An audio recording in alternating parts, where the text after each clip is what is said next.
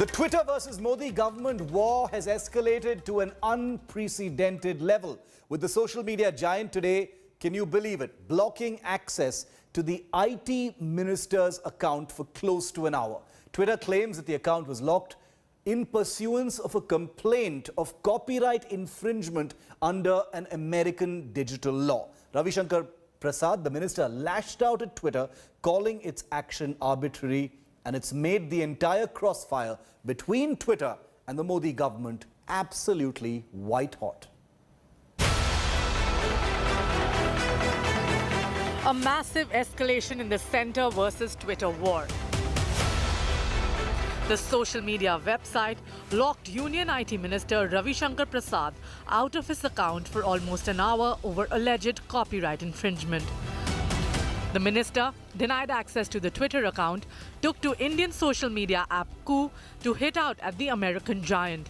Prasad said Twitter's actions indicate they are not the harbinger of free speech and are only interested in running their own agenda. Twitter, on the other hand, claims it received a notice under the Digital Millennium Copyright Act for content posted on the IT minister's Twitter account. The DMCA is a law in the USA that controls access to copyrighted works. Sources in the Ministry of Electronics and Information Technology claim the minister had posted clips from interviews he gave to several TV channels. The minister had read the riot act to Twitter for not implementing IT guidelines in a recent interview to India Today. A very simple, straight question. Why should you be reluctant to enforce a mechanism?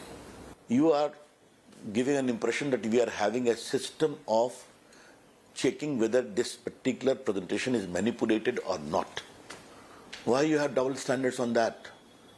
These questions have to be asked. Twitter's action against Ravi Shankar Prasad evoked sharp reactions from opposition ranks as well. So this is not something that it is minister specific, and I do not know why minister is making this about the Twitter platform or the social media platform. These are issues that have been unaddressed by the Information Broadcasting Ministry, by the IT Ministry, and it is coming back to bite them. Congress MP Shashi Tharoor, who heads the parliamentary panel on IT, tweeted that the panel will seek an explanation from Twitter's Indian subsidiary. Tharoor pointed out that he too faced similar action by the social media app in the past. Ravi Shankar Prasad, through a spate of tweets, very clearly said if Twitter wants to stay in the country, then Twitter will need to follow the Indian laws. He also somewhere believes what Twitter is doing is just to intimidate him and the government. Ravi Shankar Prasad also says he will not be intimidated, and if anyone wants to do business in the country, they are welcome, but they will have to make sure they follow the Indian laws and rules. This is Shwara Paliwal reporting from New Delhi for India Today with camera person Alok Das. In a moment, we're going to be joined by the BJP's head of information technology and the IT cell and spokesperson Amit Malviya. But I'm joined now by N.S. Napinai, advocate in the Supreme Court and founder of Cyber Sathi Foundation. Aprameya Radhakrishna, who's co-founder of the Coup app. It was on the Coup app that Minister Ravi Shankar Prasad came out to reveal that he had been blocked for for at least an hour on Twitter. Rahul Narayan is an advocate with the Supreme Court, and Divij Joshi is a lawyer. Welcome to all of you. Thank you very much for being with me at this time. If I could start with you, Aprameya, how do you read what happened? You're a founder of the Coup app. It was on your app, ironically, that news of the Twitter blocking of the IT minister broke. There has been a ferocious crossfire all day today over what this was really about. There is this ongoing crossfire between the Modi government and Twitter that's been raging for the last many weeks over a separate issue. But the BJP and the government see what happened today in light of this escalating sort of face-off. What do you think happened? Yeah, so I think as a social media platform ourselves, and especially a microblogging platform, we think that giving any user, especially verified users on the platform, complete context of any claimed violation by somebody else, and an intimation of the exact violation is very important. That is number one. Second, the user should also be allowed to contest or accept the violation, right? If there is. But a direct action of any kind of suspension or anything else, it makes the platform look like they're taking a final judgment call on behalf of everybody else, right? So there are enough authorities in the country to be able to take a final call on whether any such thing has happened, and any user on the platform should be able to contest it if they think it is wrong. So I think that is the problem. Transparency is lacking in the process, and the IT guidelines basically ask for the same. Saying that if a user has a grievance, they should be able to approach somebody, and if there is a takedown, the user has to be given enough intimation before the takedown actually happens. So I think not following the IT guidelines, which exactly asks for the kind of behavior that would have avoided what happened today, is something to be taken note of. Okay, and that's something that the government has mentioned before as well, especially in terms of selective application of actions, across many different instances on Twitter. Amit Malviya of the BJP is with me live as well. Welcome, Amit. Straight question to you, Amit, is your assessment of what happened today. The reason I'm asking this question in this manner is, do you see this as part of the ongoing, fight, as it were, between the government and Twitter? Or is this an isolated, sort of copyright strike, as it were, by Twitter? Or do you see it as part of the larger to and fro between the government and Twitter? Shiv, first of all, I don't think there is any fight between the central government and Twitter. Fight is between equals. And Twitter is a private entity. It cannot be equal to the government of India, which represents the aspiration of 130 crore people. So let's get the terminologies right here. As far as the strike is concerned, there are several questions that Twitter must answer.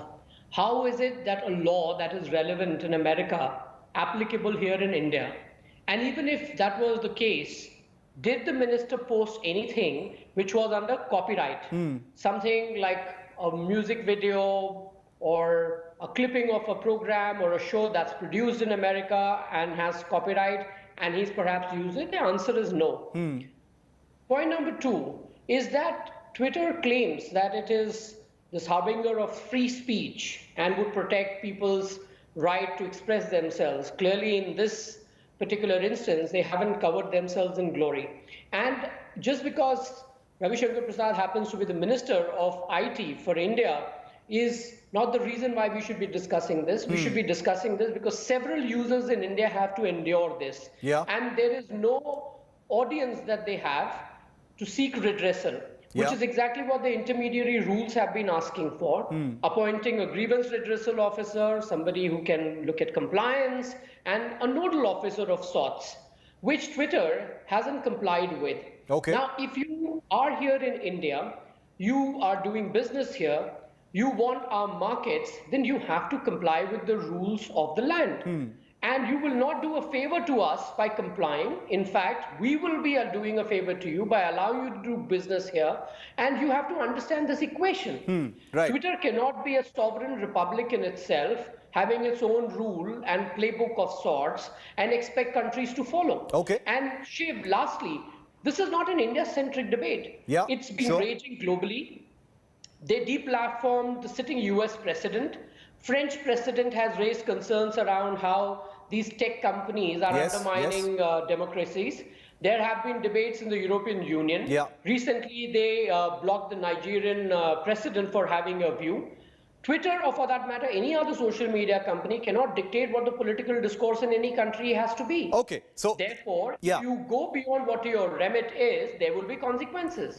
There will be consequences. The Ravi Shankar Prasad, the minister, has also spoken. There is a view, within the government also, that Twitter has been selective in how it acts on particular tweets depending on who they're from. NS Napinai, I want to come to you now. It's true what Amit Malviya says, that it happens to be the minister now, and that's one of the reasons, actually the only reason perhaps that we're talking about it. But hundreds of people have faced copyright strikes of this kind, had notices like this, been locked out of their accounts. How do you read what happened? Because is this symptomatic of the sort of whimsical nature of the manner in which Twitter acts upon something like this? And these are legitimate questions. A copyright law applicable in the US being used to lock an Indian minister out of his account, and we don't even know what that was about. Yeah, the first point that you raised about the whimsical nature of this action it may go way beyond whimsical, and you're absolutely right that it's a good thing that this dialogue is happening because something happened to a union minister. There are so many issues, not just about copyright, but also in terms of political positioning, or even with respect to religious sentiments that are being aired on these platforms, where platforms seem to believe that they have a right to mediate the content. Firstly, if they start mediating content, they lose the tag of an intermediary automatically, not because any government takes it away. On the second aspect of the applicability of the Digital Millennial Copyright Act, DMCA, whenever any law, all laws, I mean, this is tried to have to reiterate it, but all laws are municipally bound to the territories to which they apply. Yes. So Indian laws apply to India. So effectively now, when you talk about extraterritorial jurisdiction, and India has extraterritorial jurisdiction, to just give an example, under the Information Technology Act. So can we then start saying somebody hacked into an account in the US, Indian law allows for extraterritorial jurisdiction. Therefore, I am going to prosecute this person who committed an offense in US against US citizens. Right? Yes, so effectively, what Twitter has done is this. By applying DMCA, what they are trying to claim is DMCA may have extraterritorial jurisdiction, but that extraterritorial jurisdiction has to be applied qua victims who are within US. Right. Right. Irrespective of where the act of violation may have happened. It cannot apply to alleged violation with respect to Indian content. Yes. Here we have to go by what the Indian law says and apply the law as is. In terms of whether this is defiance or a position of flexing muscles, I would say that Twitter has chosen its battle very badly. It is downright suicidal or shooting themselves in their feet. That's exactly what I was wondering. You know, even if you don't see what happened in the larger context of the crossfire, Amit was, Amit wanted to correct me that this is not about equals. Sure, there's a crossfire on. It certainly isn't about between equals, but a crossfire it definitely is. Does this go to the heart of precisely what the government has been saying about Twitter, Rahul Narayan, the applicability of that US law and the way it is applied here? Twitter's made a statement saying that, you know, this locking out of the minister's account was in response or pursuance of a complaint, a copyright complaint that was filed. Is it applicable here, Rahul? I think the way to look at it is that, copyright is treated very differently. Now, even under Indian law, as far as copyright takedowns are concerned, they aren't governed by the intermediary guidelines. They are governed by the copyright rules. In fact, Section 81 or something of the IT Act says that Copyright Act overrides the IT Act. Basically, the way it works, for example, is supposing a new movie is being released tomorrow or day after, and somebody puts a link on it on its Twitter or something like that. So you immediately write to Twitter and ask them immediately to block this. And after that, they are supposed to get an order to support that within the next 21 days. So the blocking is immediate. That's the nature of copyright violation. So firstly, this is quite different from a takedown with respect of other kind of content in its own class. That's the first point. A second point I would like to make in response to what Ms. Napinai was saying a little while ago. Now, it appears, I mean, we all know Rahul, under the digital copyright violation. We've just lost your audio for a little bit, Rahul. I'll just come back to you in a moment. We're fixing that audio with Rahul Narayan. But Amit, if I could come back to you right now, is this specifically a fight about the copyright law and whether there was some kind of copyright infringement, or are you saying that this is emblematic of the arbitrary application of how Twitter does things in different countries, and that's why it represents what the government's been saying all along about Twitter? Well, Shiv, it is definitely arbitrary because there was nothing on the minister's account which would tantamount to a copyright infringement. And even if, let's say, a user puts something out there which is protected under copyright, then it is at the insistence of the person who owns the content that a strike can be made and can't be done unilaterally by Twitter. And therefore, if they had to put in a strike like that, they should have mentioned the reason why this strike has been put, and that wasn't mentioned at all.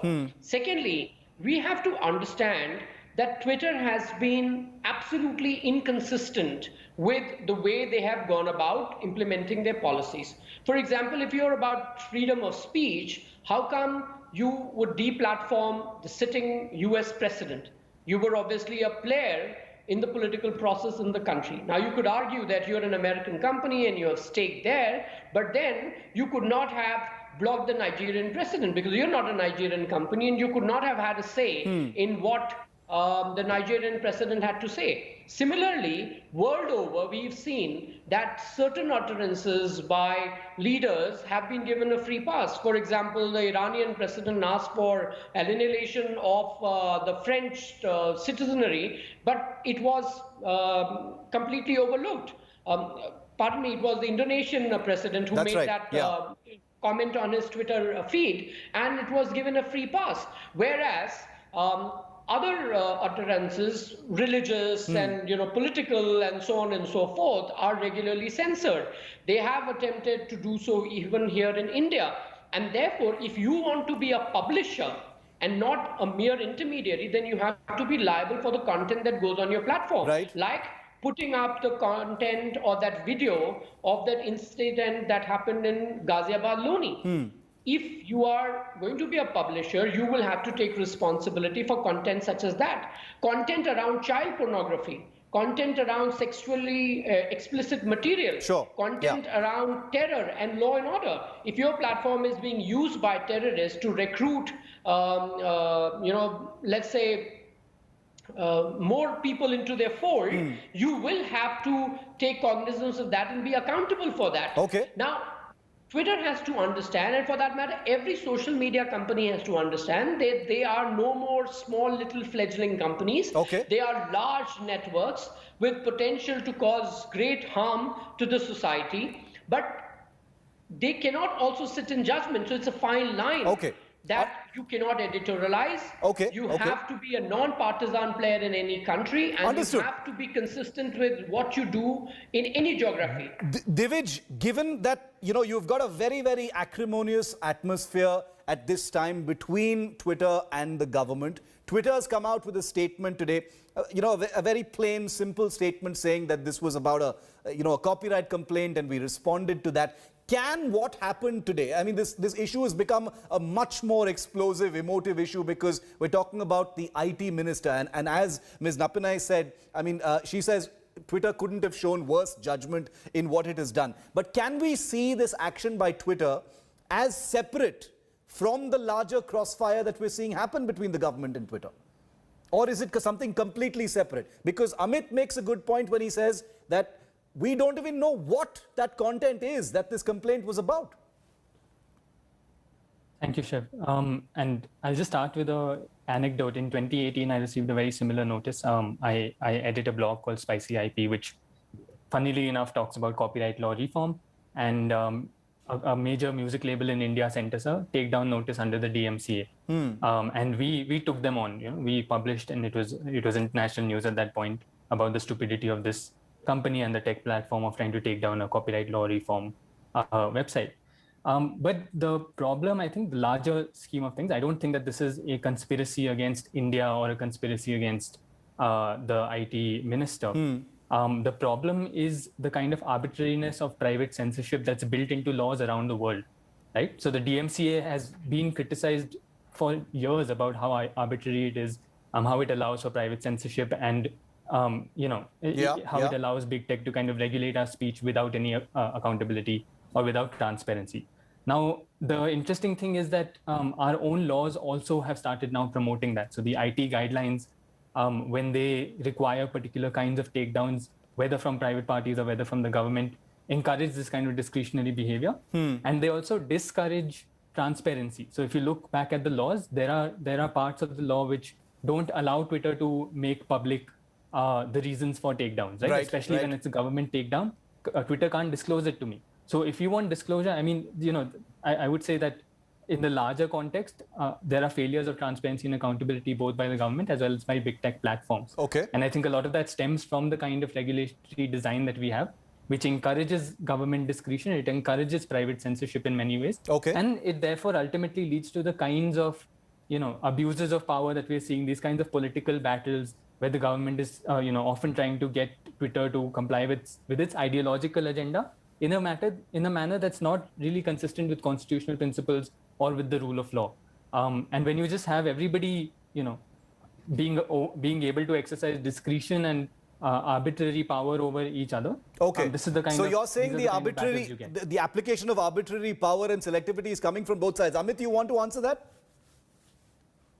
Look, I'm very clear that India has its constitutional framework, free speech, and the limits of it have been defined in Article 19 and 19.2.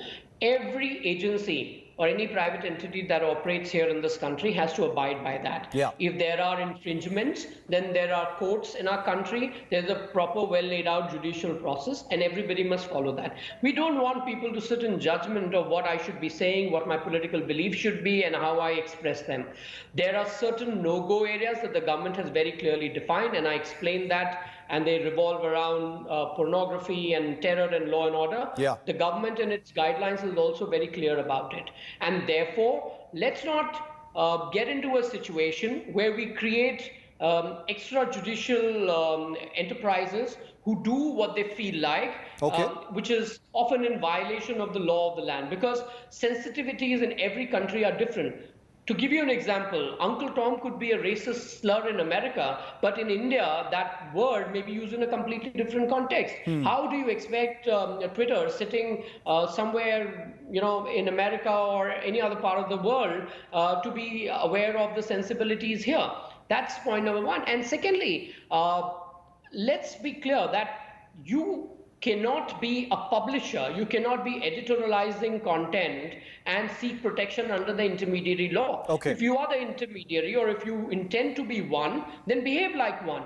Don't tell me how to write my English and what and how I should communicate an idea or a thought. That is for the people to decide and react to. Okay. Clearly, in any society, a communication that is not up to mark will not find resonance. Okay. And Okay. social media companies have to realize this, that they can't play big daddies.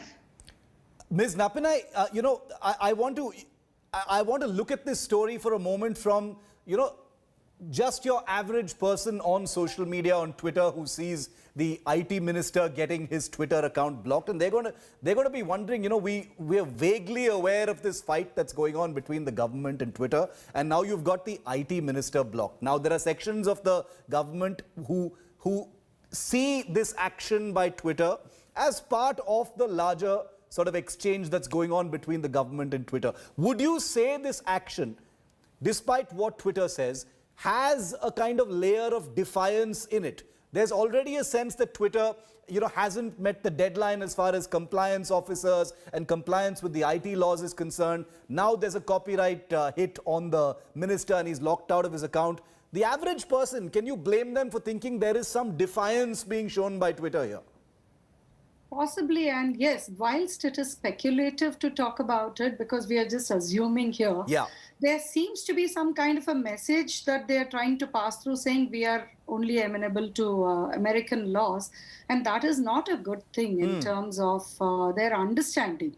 I am not really concerned so much about the Indian Parliament and the defiance that they're showing to it, but for Twitter itself, this is actually not a good thing because they have not understood either the law or its applicability to them, or the fact that they are already very much amenable to the jurisdiction of India. Yeah.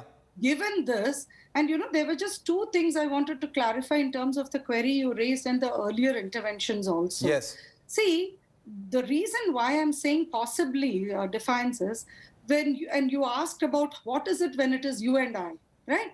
Under the Indian law, if you and I needed a takedown like this, and Rahul is wrong in saying that the intermediary guidelines don't apply, intermediary guidelines very much apply to copyright takedowns, and it gets covered under that.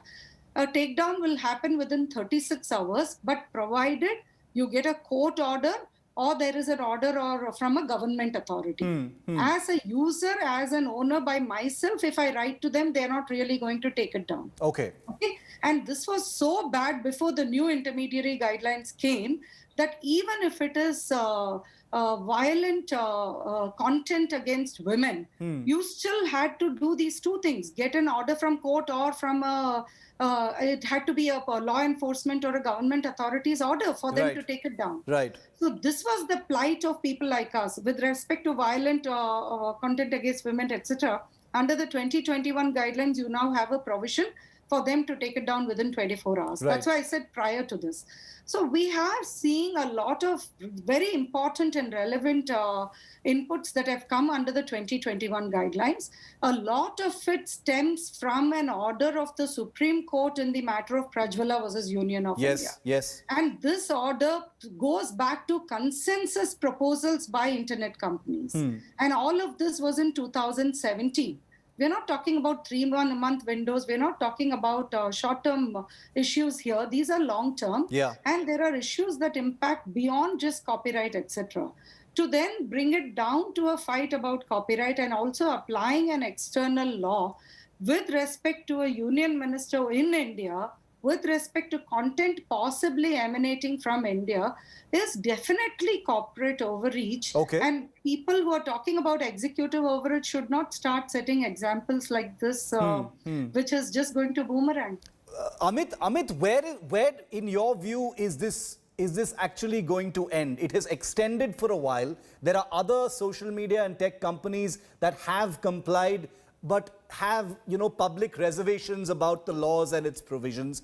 Twitter is one company that has not complied with the laws so far.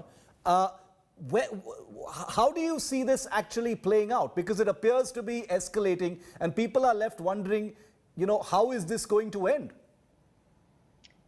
Well, if Twitter continues on the path that it is, then it is not going to end well for them, because Twitter stock has already lost over 25% in the last few weeks since the issue of compliance with Indian regulations has come to the notice of the market and the investors. Yeah. And Twitter should, in fact, learn some lessons from TikTok and PUBG and the likes, who we banned for security concerns, that defiance has a cost.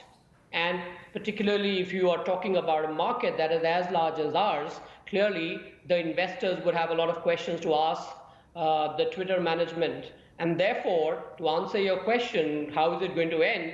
I think I've given you the road ahead. Are you saying banning Twitter is easily one of the visible options if they continue to show defiance? I just want to be clear, because there are millions of Twitter users. That's why I'm asking. I am giving you the answer. The answer lies between the conversation that Twitter's investors would have with their management. Okay. Rahul, as we wind up this discussion, that's what I want to ask. I want to ask on behalf of people out there. We've had the legal discussion. We've spoken about this particular incident.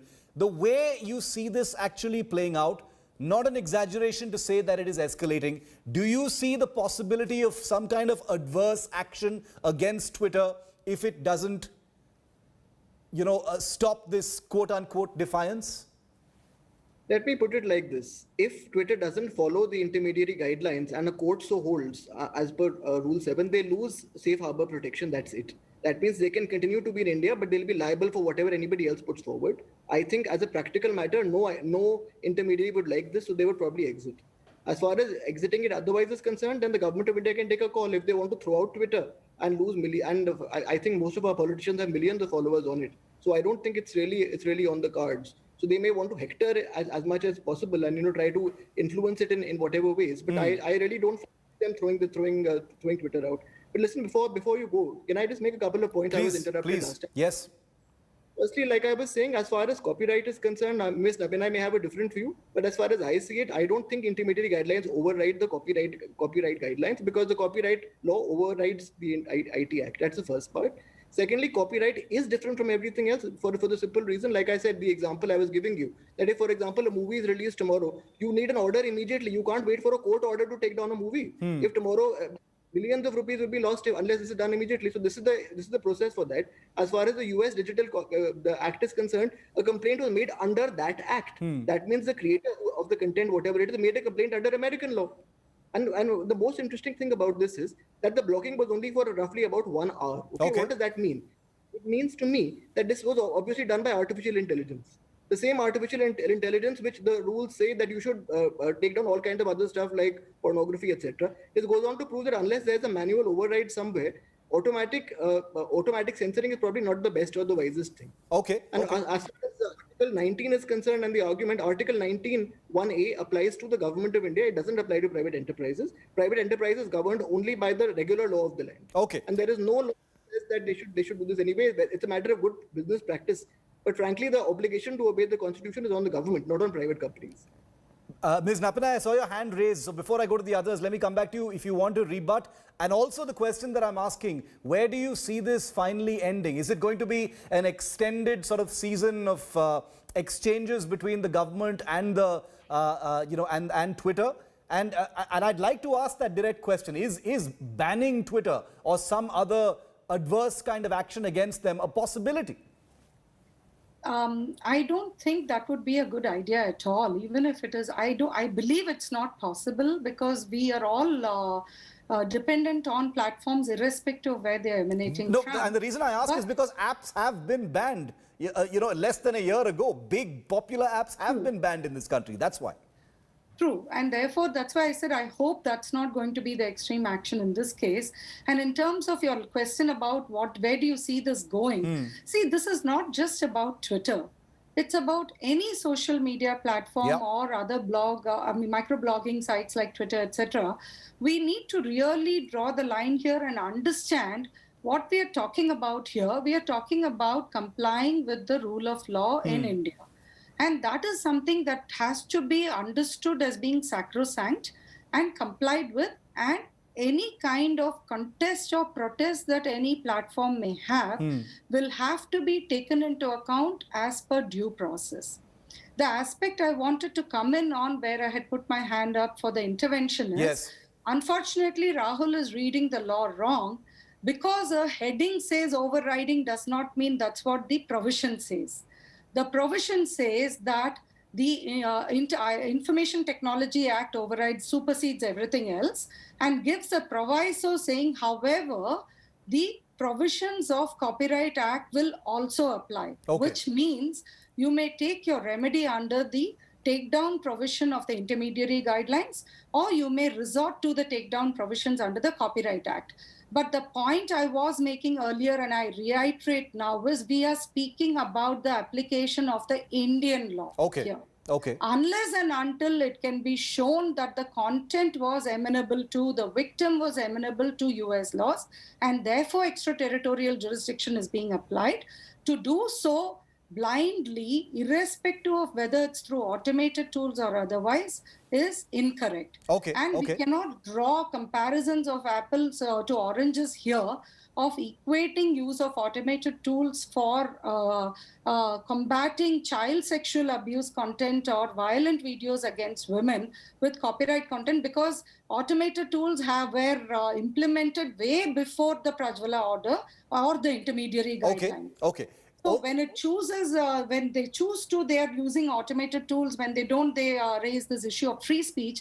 And I know you're running out of time, but I'm shocked at this statement made about corporates or others not being amenable to fundamental rights of free speech. I'm really concerned on that statement. Okay, It is incorrect and misleading. Okay. Point noted there. Since I am a little bit short of time, I don't want to, while you're both very, very articulate lawyers, and I'd love to hear a more detailed argument about, about the laws and their amenability. I do want to, ask on behalf of viewers as well. The Coup App's founder is with us, Aprameya. How do you see this playing out, Aprameya? The Coup App is... I'm sure you don't like being described this way, but Coup is like India's very own Desi Twitter, right? And it's been an ongoing exercise, obviously, for your app to draw as many users from Twitter onto your own app. Your app has been embraced in Nigeria as well, where Twitter has been banned. What do you see as the end game here for Twitter? So I think, users and countries who are very much comfortable with certain social media apps will continue using them. And for a platform like Coup, we are all about connecting deeper in a country, as I've always said.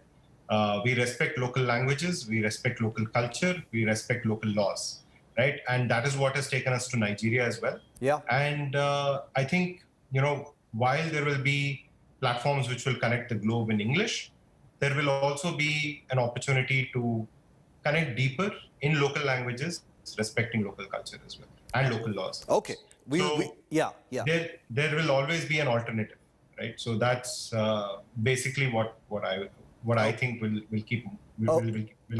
We'll leave our viewers with that view. Also, a reminder of what Amit said, that there will be a cost to continuing defiance. That's something that the fallout of which we'll debate in the days ahead here on India Today. Very important story. As Ms. Napinai said, this is something that affects a lot of people. So it's not, an adverse action or a banning would be unthinkable for so many. So can there be a middle ground? Can there be compliance? Will it happen soon? Are all unanswered questions. That crossfire will continue, and we'll track every step of it. Thank you to all of you for being with me. Very enlightened on this particular discussion on what happens next in the Twitter versus government fight, just hours after the IT minister was locked out of his account. Coming up next, Maharashtra reports its first Delta Plus variant death.